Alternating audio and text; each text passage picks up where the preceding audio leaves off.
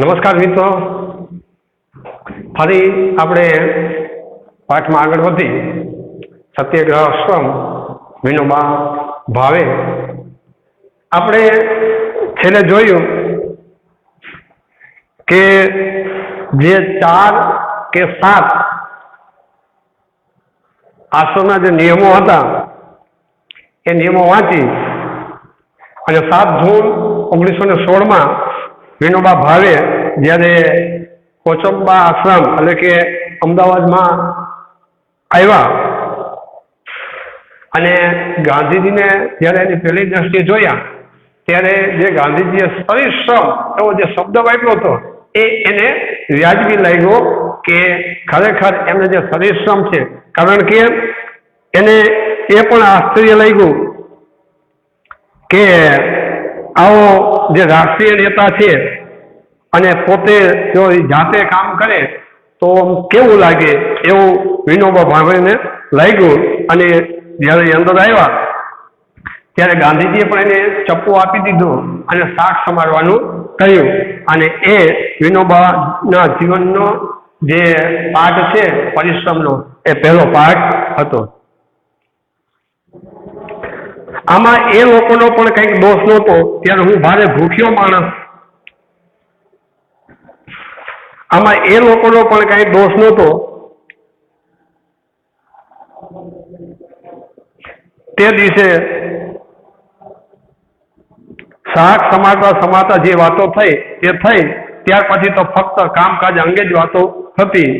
બાકીના સમયમાં હું મારા કામમાં જરા ડૂબ રહેતો. બાપુની અનેક લોકો સાથે વાતો ચાલતી રહી એ સાંભળતો રહેતો. બાપુ જાણતા હતા કે છોકરો સદભાવના પૂર્વક આવ્યો છે, પરંતુ બાકી બધાને મન તો હું જડ જેવો માણસ હતો. અને તે દિવસે શાક સમારતા જે કઈ વાતો થઈ તે ત્યાર પછી તો ફક્ત કામકાજ અંગે જ વાતો થતી. અને હું જોતો કે બાપુ બધે સાથે કોઈ મળવા આવે તો એની સાથે ગળાડૂબ થઈને વાતો કરતા. અને બાપુ અનેક લોકો સાથે એની વાતો ચાલતી હોય અને એ સાંભળતા. અને બાપુ જાણતા હતા કે છોકરો સદભાવના પૂર્વક એટલે સારો ભાવ રાખી અને આશ્રમમાં આવ્યો છે, એટલે બાકી તો બધાને મન હું જડ એટલે કે મૂર્ખ જેવો જ લાગતો હતો. એક વખત બાપુની એક ભાઈ સાથે ગીતાના એક શ્લોક પરની વાતચીત દરમિયાન બાપુ બોલ્યા, આ તો ગૌણ ભાષા છે. ત્યારે મેં કહ્યું, ના, આ તો ભક્તિની ભાષા છે. બાપુ બોલ્યા, હા, આ વાત બરાબર છે. જ્ઞાનની ભાષા અને ભક્તિની ભાષા. આ હતા બાપુ, જેમની પાસે મારા જેવા છોકરાની વાતને પણ મહત્વ આપીને સ્વીકારી લેવાની નમ્રતા હતી. ત્યારે સૌને થયું કે આને પણ બોલતા આવડે. બાપુ એક ગીતાના શ્લોક ને લઈ અને વાતચીત દરમિયાન બાપુ બોલ્યા કે આ તો ગૌણ ભાષા છે. અને ત્યારે હું પણ બાજુમાં બેઠો હતો, એટલે કે વિનોબા ભાવે પણ બાજુમાં બેઠા હતા. એને કીધું, ના, આ ગૌણ ભાષા નથી, આ તો ભક્તિની ભાષા છે. અને બાપુએ સહજતાપૂર્વક સ્વીકાર્યું કે હા, આ ગૌણ ભાષા નથી પણ ભક્તિની ભાષા છે.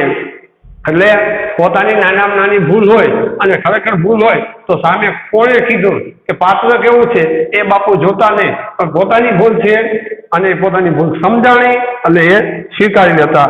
આ બાપુ હતા. આમાં એ લોકોમાં પણ કઈ દોષ નહોતો. ત્યારે હું ભારે લુખ્ખો માણસ હતો. 21 વર્ષનો છોકરો હતો. મારા મિત્રો જાણે છે કે જેને ભવ્યતા, શિસ્તતા, રીતભાત કહેવાય છે તે મારામાં ખૂબ જ ઓછી હતી. હું કોઈની સાથે બોલતો પણ નહીં, કામમાં ડૂબેલો રહેતો અથવા તો અધ્યયન, ધ્યાન, ચિંતન વગેરેમાં. આમાં એ લોકોનો પણ કંઈ દોષ નહોતો. જે મને જડ જેવો ગણતા એ લોકોનો પણ દોષ નહોતો કે મારી ઉંમર 21 વર્ષની હતી અને મારા મિત્રો જે છે એ પણ સભ્યતા, શિસ્તતા અને રીતભાત મારામાં જાણતા. અને હું બહુ ઓછું બોલતો અને કોઈની સાથે બોલવામાં વધુ સમય કાઢતો નહીં. અને હું મારા કાર્યમાં જ ડૂબેલો રહેતો, અથવા તો કોઈ અધ્યયન કરતો, ચિંતન કરતો અને કંઈક સારું વાંચતો. હવે મિત્રો આપણે જોઈ કે આખો જે પાઠ છે એ પાઠ જે વિનોબા ભાવેની ઉંમર 21 વર્ષની છે અને 21 વર્ષની ઉંમરમાં એ જ્ઞાન, ચિંતન અને અધ્યયન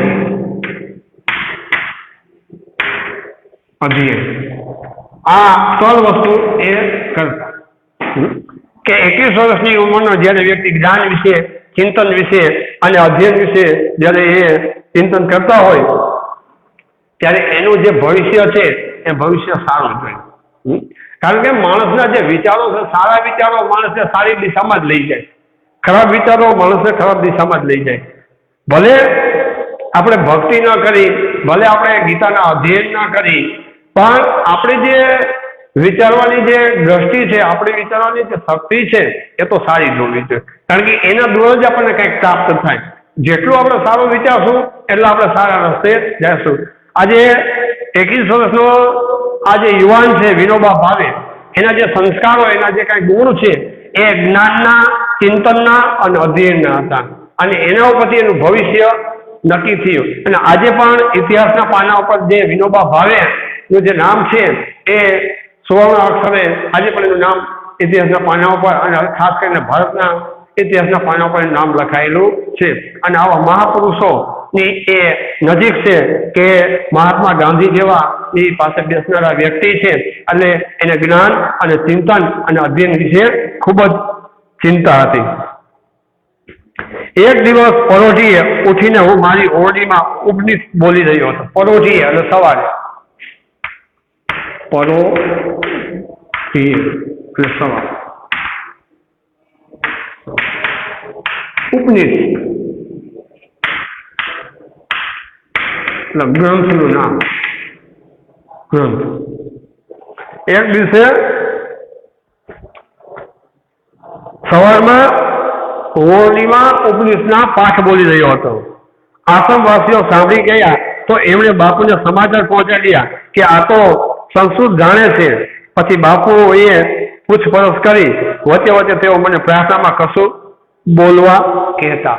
અને એક દિવસ જ્યારે હું મારી ઓરડીમાં ઉપનિષદના સંસ્કૃતના પાઠ બોલતો ત્યારે કોઈ સાંભળી ગયું હતું અને એને જઈ અને બાપુને સમાચાર આપ્યા અને બાપુએ મને બોલાયો કે આને તો સંસ્કૃત પણ આવડે છે. અને તે દિવસથી જ્યારે સવાર અને સાંજ પ્રાર્થના થતી અને પ્રાર્થનામાં બાપુ મને કંઈક ને કંઈક કહેવા માટે ઊભા કરતા અને હું સંસ્કૃતમાં એ શ્લોકો બોલતો અને એનું ભાષાંતર કરતું. આ છે આપણા વિનોબા ભાવે કે ગાંધીજીનું અતિ નિકટનું પાત્ર. અને આપણે જોઈએ તો આમાં 2 વસ્તુ મહત્વની છે કે એક તો શાંતિ અને બીજું ક્રાંતિ.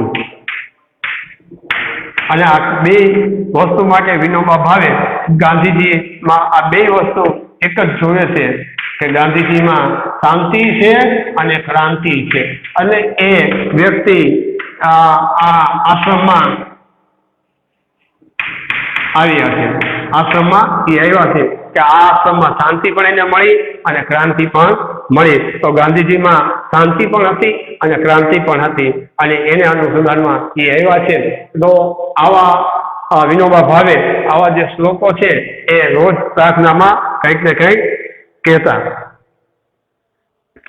મને બોલવાની ટેવ તો પહેલેથી હતી, પરંતુ ત્યાં બોલવું પડ્યું એથી ખૂબ લાભ થયો. બાપુની હાજરીમાં બોલવાનું છે એટલે એક શબ્દ પણ વધતો ઓછો ન થાય એમ જોખીને બોલવાની તૈયારી કરતો. સમત્વપૂર્વક બોલવાની સારી કસરત મળી. શું કહેવાનું છે તે વિશે કશું પહેલેથી વિચારી ન રાખતો. સમત્વપૂર્વક,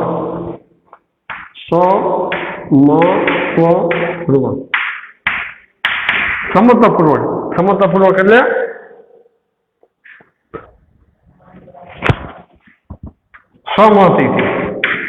સહમતિથી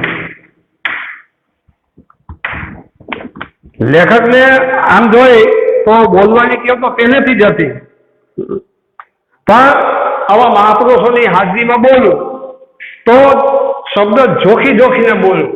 કોઈ શબ્દ આડો અવળો થતો નથી ને, કારણ કે સામે આવા મહાપુરુષ બેઠા છે તો મહાપુરુષ, કારણ કે દરેક શબ્દ ઉપર એની ધ્યાન હોય, આપણો દરેક શબ્દ શું કહેવા માંગે છે, એનો અર્થ શું નીકળે છે, એનો ભાવાર્થ શું થાય છે, એ આ મહાપુરુષોને ખબર હોય છે.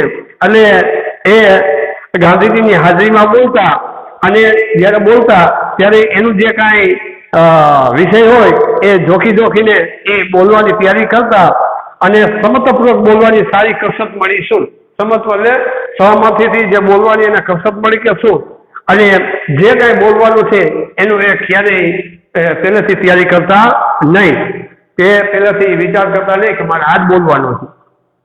એ અંગે ભગવાન ઈસુએ આજ્ઞા દઈ જ દીધી છે કે પ્રચાર છે જઈએ ત્યારે અગાઉથી શું કહેવું તે વિચારી ન રાખો તો ભગવાન જ તમને પ્રેરણા આપશે. વિચારી રાખીને બોલશો તો એ તમારી પોતાની પ્રેરણા મુજબનું હશે. તો મારું આમ ચાલ્યું. એ અંગે ભગવાન ઈસુએ આજ્ઞા આપી છે કે જે કાંઈ તમે કોઈ પ્રચાર છે એટલે પ્રચારના અર્થે પ્રચાર છે,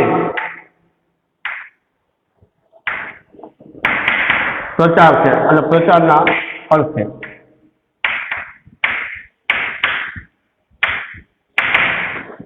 જે કંઈ આપણે કહેવાનું છે એનું આપણે ક્યારેય વિચારવાનું નથી. જ્યારે આપણે એ બોલવા માટે ઊભા થાય ત્યારે ભગવાન ઈસુનું એવું માનવું છે કે જે કાંઈ આપણે કહેવાના જે કાંઈ વિચારો છે અને જનમેદની સામે જે કાંઈ આપણે બોલવાનું છે, શ્રોતાગણ સામે જે કાંઈ બોલવાનું છે, એ જ્યારે એ વિષય લઈને આપણે સામે આવે ત્યારે આપોઆપ આપણા માનસમાં એ વિચારો ગોઠવાઈ જતા હોય છે. પણ પહેલેથી જ આપણે જે વિચારેલું હોય એ આપણું હોય છે. જ્યારે આપણે વિચાર્યા વિના જે વિષય ઉપર બોલવાનું હોય અને એ વિચાર આપે એ ઈશ્વરના હોય. આવા બે ભાગ પાડે છે કે પહેલેથી જે કંઈ તૈયારી કરી હોય એ આપણું બધું, ત્યારે કર્યા વિના સીધા તમે બોલવા જાઓ એ ભગવાન ના હોય. આવો આપણને ઈસુ ભગવાનનું એક વાક્ય આવો છે. એટલે પોતે ક્યારેય કોઈ પણ વિષય બોલવાની તૈયારી કરતા નહીં, અને વિનોબા ભાવે સીધા જ કોઈ વિષય ઉપર બોલવા ઉભા થતા, અને એની વાણીમાંથી, એના માનસમાંથી અને એના ચેતાતંત્રમાંથી જે કાંઈ શબ્દ નીકળતા એ બધા શબ્દ છે એ ઈશ્વરી તત્વના હતા, અને ઈશ્વર રૂપના શબ્દ હતા, અને એના જે શ્રોતાગણ છે ત્યાં સુધી એ શબ્દ પહોંચાડવા. બાપુએ જાણે મારું ઘડતર કરવાનું નક્કી જ કરી લીધેલું મારી પાસે લોકોને મોકલતા. વરધા ગયા પછી જે કોઈ જિજ્ઞાસુ સેવાગ્રામમાં જતા તેમને બાપુ પૂછતા કે તમે વિનોબા ભાવેને મળી આવ્યા? અને વિનોબા ભાવે કહે છે કે જાણે બાપુએ તો મારું ઘડતર કરવાનું નક્કી જ કરી નાખ્યું હોય કે જે કોઈ આશ્રમમાં આવે ત્યારે એ માણસને એ કહેતા કે તમે વિનોબા ભાવેને મળ્યા? કે જે કોઈ જિજ્ઞાસુ એટલે જાણનાર,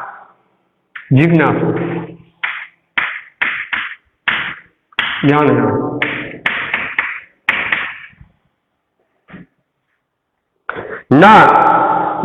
ના મળ્યા હોય તો જરૂર મળો.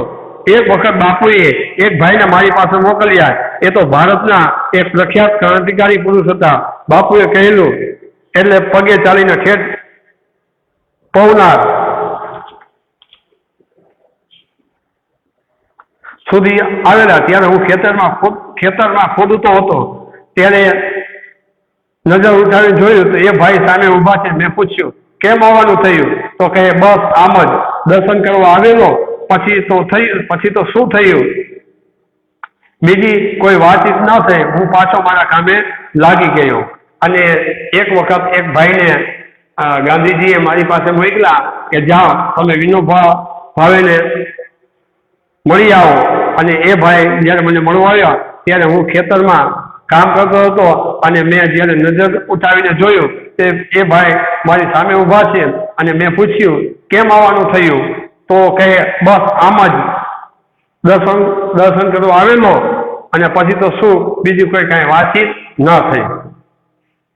હું પાછો મારા કામે લાગી ગયો. નજર પણ કામ વળી ગઈ. એ ભાઈ થોડી વાર ઊભા રહ્યા પરંતુ કાંઈ બોલ્યા કર્યા નહીં પાછા જઈને એમણે બાપુને પાસે રાવ ખાધી કે તમે કેવા માણસને પાસે મને મોકલી આપ્યો, મારી સાથે કશી વાતચીત પણ ના કરી.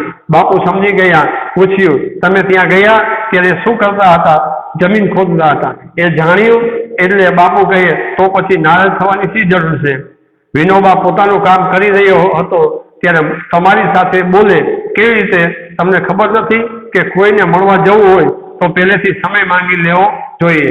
આમ બાપુએ એમને તો મનાવી લીધા, પણ પછી જ્યારે મને મળ્યા ત્યારે મને ફટકાર્યા, કહે ભલા માણસ કોઈ આવે ત્યારે એને મળવું, એની સાથે વાતચીત કરવી એ પણ એક પ્રકારનું કામ જ છે.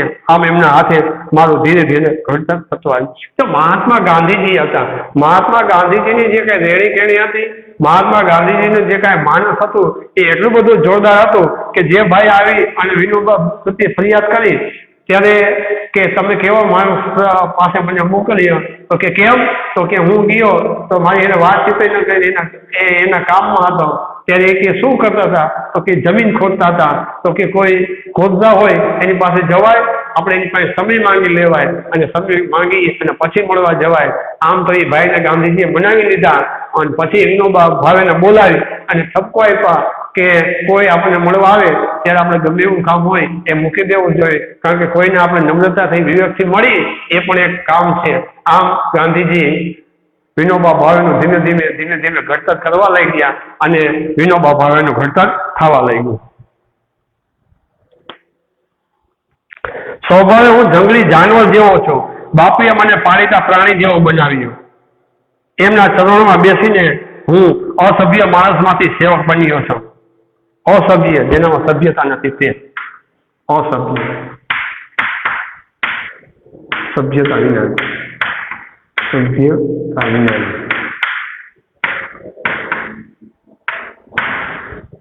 હું આમ જોઈ તો જાનવર જેવો હતો અને બાપુએ મને પાળીતા પ્રાણી જેવો બનાવ્યો. મહાત્માએ ના ચરણોમાં મારું જીવન વિતાવવા લઈ ગયું અને હું અસભ્યમાંથી સેવક બન્યો અને બાપુની સાથે રહીને મને સેવાની લગ્ની લાગી. હું પણ ભગવાનની પૂજાનું સાધન અને જગતને મારો સ્વામી માનું છું. બાપે મારી કસોટી કરી હશે કે નહીં મને નથી ખબર, પણ મેં તો મારી બુદ્ધિપૂર્વક એમની ઘણી પરીક્ષાઓ કરી લીધી હતી અને જો એ પરીક્ષામાં તેઓ ઊણા ઉતરતા તો હું એમની પાસે ટકી ન શકત. મારી કસોટી કરીને એમણે મારા ગમે એટલા ખામીઓ જોઈ હશે અથવા જોતા રહેશે તો પણ તેઓ મને એમની પાસે રાખતા હતા. બાપુએ આમ જોઈ તો મારી કસોટી કરી હશે કે નહીં કરી હોય એની મને ખબર નથી, પણ મેં બાપુની કસોટી ઘણી કરી અને બાપુ બધામાં નિપુણ નીકળ્યા. પણ જો કદાચ બાપુએ મારી કસોટી કરી હોત તો હું અહીં એક દિવસ પણ ટકી શકત નહીં. આવો વિનોબા ભાવેનો ભાવ છે એ ગાંધીજી પ્રત્યેનો હતો અને કદાચ મારી ભૂલ હોત થાત તો પણ ગાંધીજી મને એમની પાસે તો રાખત જ, એટલો મને વિશ્વાસ હતો. પરંતુ મને એમની સત્યનિષ્ઠામાં લગીને ખામી ઉણપ કે ઓછપ લાગી હોય તો હું એમની પાસે ટકી ન શકત. ઉણપ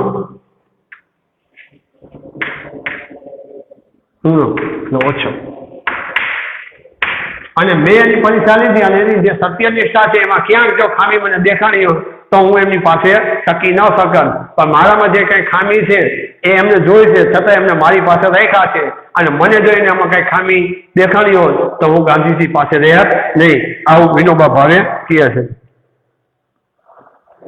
મેં ઘણા મહાપુરુષો જોયા છે જેમને પોતાના માટે ભાસ થાય છે કે પોતે મુક્ત પુરુષ છે, પૂર્ણ પુરુષ છે, તો પણ મને એવા કોઈનું આકર્ષણ ન થયું, પરંતુ હર હંમેશા પોતાના અધૂરા માનનારા બાપુ જ મને અનોખું આકર્ષણ થયા કર્યું. તેઓ તો હંમેશા કહ્યા કરતા કે હું હજી પૂર્ણ સત્યથી ખૂબ દૂર છું.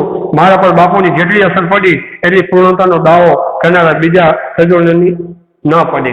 અને ગાંધીજી આમ જોઈ તો ખરેખર મહાપુરુષ જ હતા અને એમનું એક આ વાક્ય છે કે હું પૂર્ણ સત્યથી હજુ ઘણો દૂર છું. ઘણો દૂર છું. આટલું બધું નિષ્ઠા રાખો, હું પૂર્ણ સત્યથી ઘણો બધો દૂર છું. ગાંધીજી, હું પૂર્ણ સત્યથી હજુ ઘણો દૂર છું.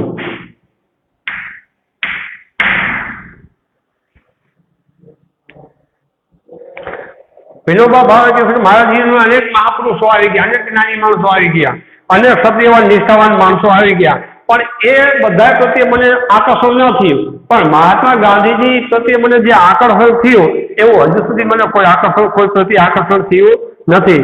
અને આટલું સત્યનું આચરણ કરતા, આટલું બધું સત્ય અને નિષ્ઠા પ્રત્યે એ આદર રાખતા છતાંય એ હંમેશા એવું કહેતા કે હું હજી પૂર્ણ સત્યથી ખૂબ દૂર છું, ઘણો દૂર છું, ખૂબ દૂર છું.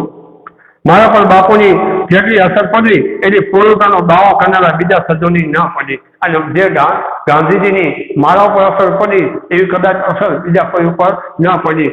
તો આ જે છે એ ગાંધીજી પોતે સ્વીકારતા કે હજી હું સત્યથી બહુ સત્યથી હજી હું ઘણો દૂર છું.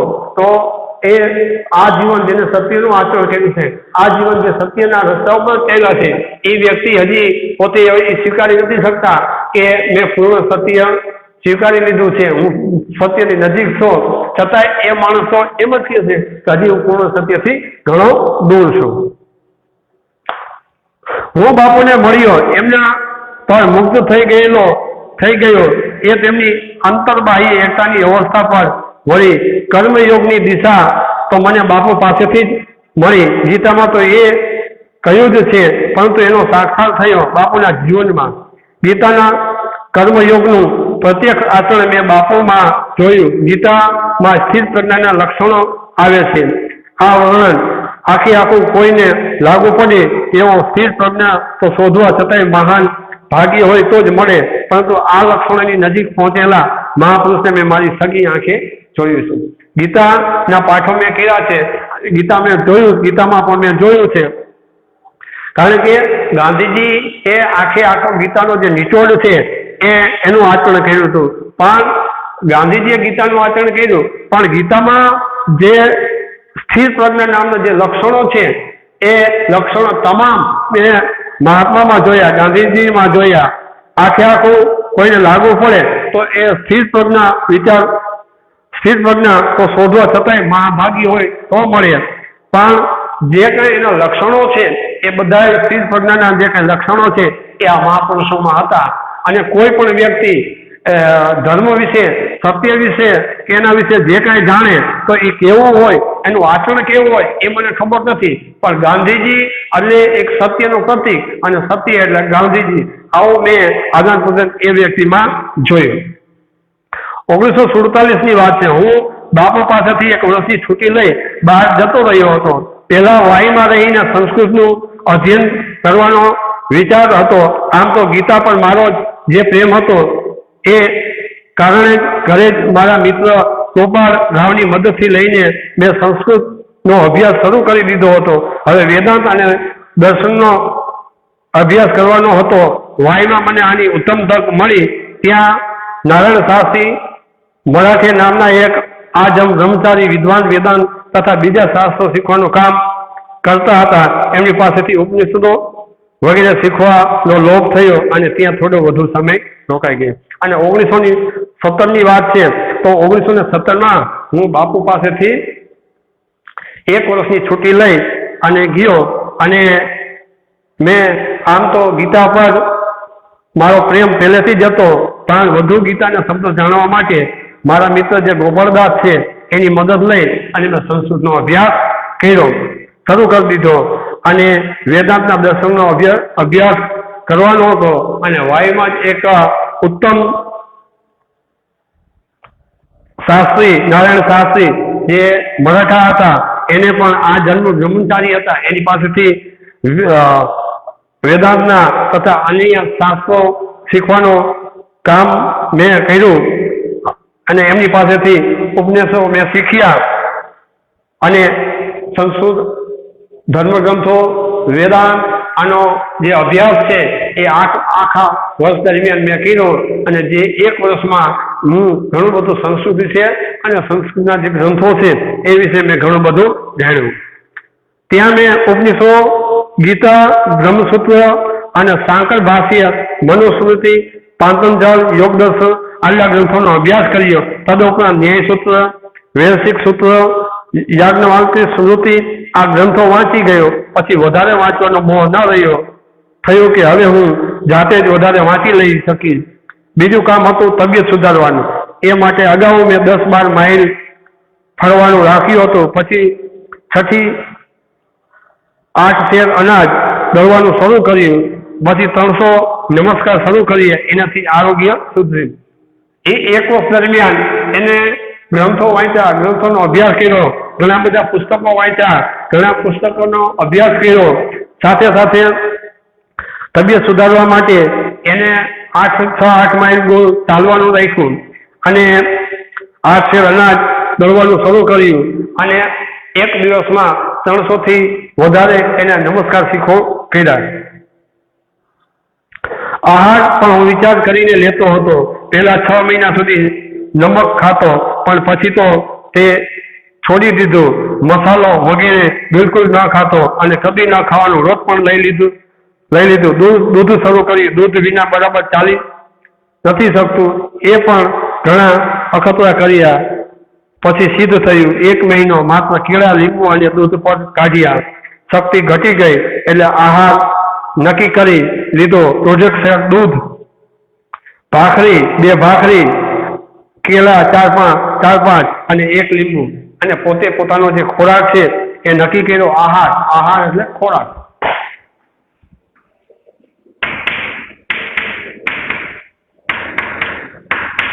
આહાર એટલે ખોરાક. આહાર કેવી રીતે લેવો એમ. અને પોતે 6 મહિના સુધી તો નમક એટલે મીઠું એ ખાતા નહીં. અને પણ પછી તો એ મસાલો ખાવાનું પણ બિલકુલ ઓછું કરી દીધું અને ખાવાનું પણ એને વ્રત લઈ લીધું. દૂધ શરૂ કર્યું અને દૂધ વિના બરાબર ચાલી નથી શકતું એમ પણ એ માનતા અને અખતરા કર્યા અને એ પણ સિદ્ધ થઈ ગયા. 1 મહિનો માત્ર તેઓ કેળા ઉપર જ રહ્યા અને દૂધ ઉપર જ કાઢ્યો.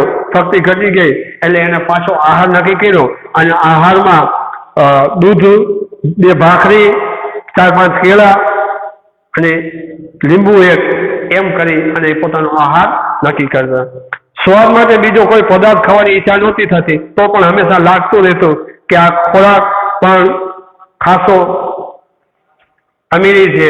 રોજનો ખર્ચ કુલ 11 પૈસા થતા હતા. કેળા અને લીંબુ 4 પૈસા, જુવાર 2 પૈસા અને દૂધ 5 પૈસા. આ પણ એને બહુ ભારે લાગતું કારણ કે રોજનો જે ખર્ચો છે એ 11 પૈસા લાગતો હતો. આમ તો આ બધું હું તબિયતની દ્રષ્ટિએ કરી રહ્યો હતો, પણ એમાં એકાદશ વ્રતોનો પાલનની દ્રષ્ટિએ પણ મળી હતી.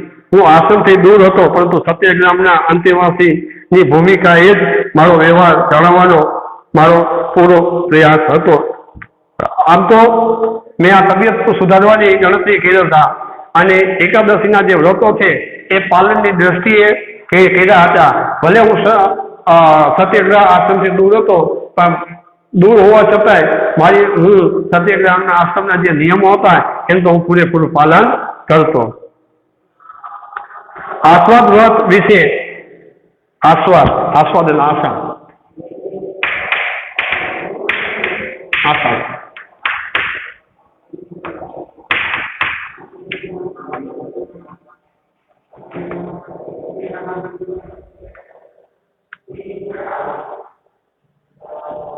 આસ્વાદ વ્રત વિશે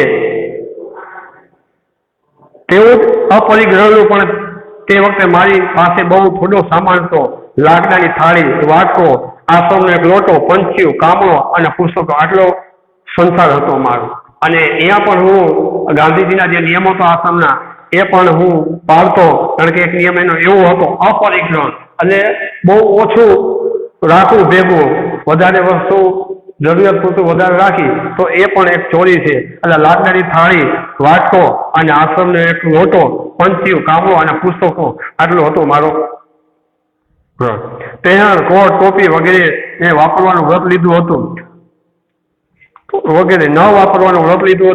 શાળ પર ભણેલા કપડા જ વાપરતો હતો, એટલે વિદેશી વસ્તુનો કોઈ સંબંધ જ ન રહેતો અને સ્વદેશી વ્રતનું પાલન પણ થઈ જતું.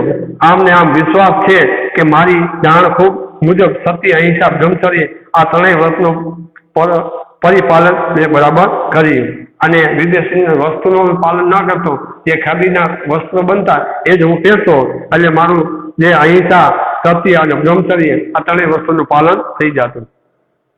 આ બધું કરતા કરતા સેવાની દ્રષ્ટિએ બીજા પણ કેટલા કામો કરતો હતો. ગીતાનો એક નિઃશુલ્ક વર્ગ ચલાવ્યો, એમાં 6 વિદ્યાર્થીઓને આખી ગીતા અર્થ સાથે સમજાવી. બીજા એક વર્ગમાં 4 વિદ્યાર્થીઓને જ્ઞાન સૂરીના 6 અધ્યાય ભણાવ્યા. બીજા વિદ્યાર્થીઓને નવા ઉપદેશ શીખવ્યા. હું પોતે સારું હિન્દી નહોતો જાણતો, પરંતુ હિન્દી પ્રચારની દ્રષ્ટિએ રોજ વિદ્યાર્થીઓને સાથે રાખીને હિન્દી છાપા વાંચતો અને કાર્યક્રમ રાખતો હતો.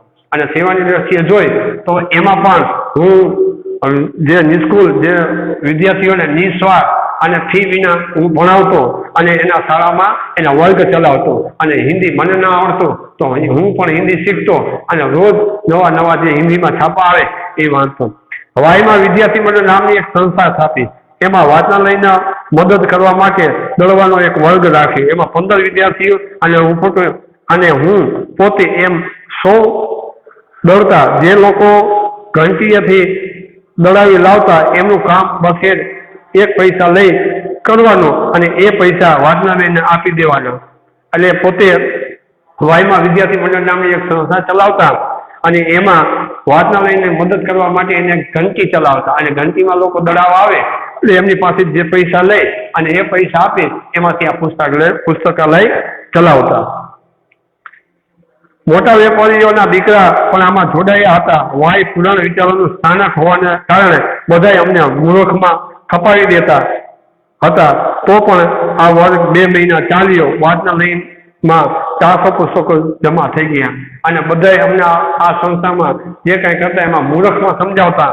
પણ અમે 2 મહિના સુધી આ સંસ્થા ચલાવી અને વાંચનાલયમાં 400 જેટલા પુસ્તકો અમે જમા કરાવી દીધા.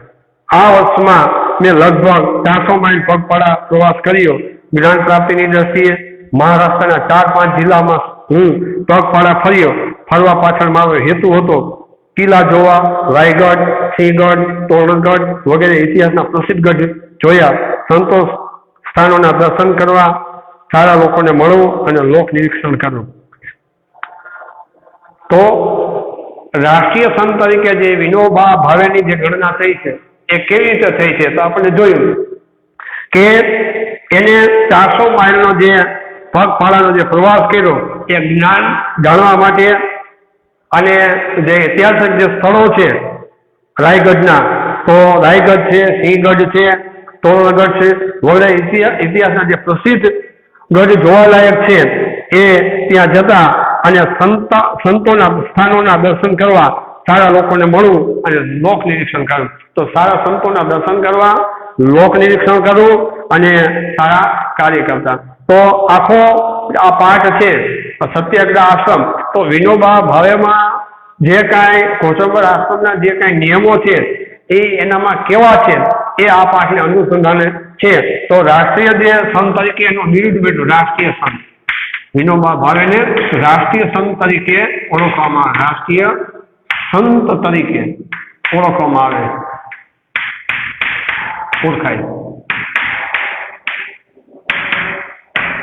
વિનોબા ભાવે રાષ્ટ્રીય સંત તરીકે ઓળખાય છે. એનામાં જે કાંઈ ભાવ આવે છે તો એ કઈ રીતે આવે છે કે પોતે 2 જ વસ્તુ માટે એ ઘરેથી નીકળ્યા હતા, શાંતિ અને ક્રાંતિ માટે.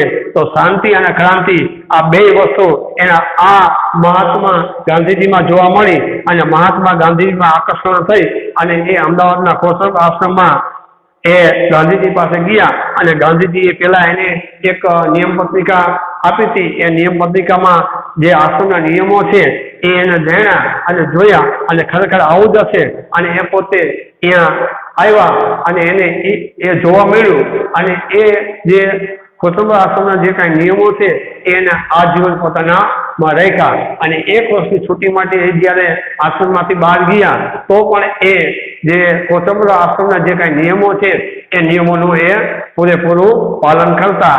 અને જ્યારે એ મહારાષ્ટ્રમાં 400 માઇલનો જ્યારે એને પ્રવાસ કર્યો ત્યારે એ આ જે અહીંયાના જે ઐતિહાસિક સ્થળો છે એની મુલાકાત લીધી અને એનો એક જ નિયમ હતો કે સારા માણસોને મળવું, સંતોને મળવું અને સારી સારી જગ્યાઓ જોવી. આ હતો આપણો જે સત્યાગ્રહ આશ્રમમાં આખા વિનોબા ભાવેનો એક જીવનનો પ્રસંગ છે. અહીં આપણા પાઠ પૂર્ણ કરીશું. અસ્તુ.